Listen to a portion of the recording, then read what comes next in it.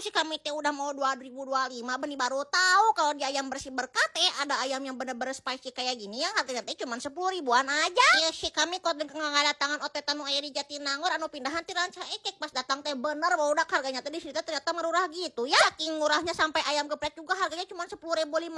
Wah ini mah buat dompet anak kosan mah bener-bener cocok pisan atuh ya. Ya udah weh si kami mah langsung pesan satu buket 3 ayam crispy pakai sambal taichan biar tambah pedas atuh ya. Pas dimakan teh wah ayamnya teh ini bener-bener crispy pisan barudak tuh sesuai namanya bersih dan bener-bener insya Allah berkah. Wah terus bener-bener lada sambal taichannya juga. Walaupun harganya terjangkau tapi si kualitas ayamnya teh nggak main-main, bener-bener fresh banget gitu. Buat para pecinta pedas kayak si kami gini mah harus cobain juga ayam hot extra spicy-nya. Pas dimakan teh wah bener-bener lada pisan barudak. Wah iya mah bener-bener tong main-main, makin pedasnya bener-bener makin nagih. Level up pedasnya, level up nikmatnya. Wah bener-bener sedap pisan iya mah. Apalagi kalau sabari di tim Sangguan mah atuh ini mah udah mah pedas terus di Sangguan dijamin wareg atuh ya. Harganya juga murah cuma 10 ribuan aja. Jejer lia singa tawadekan. Iya teh maningan pisan.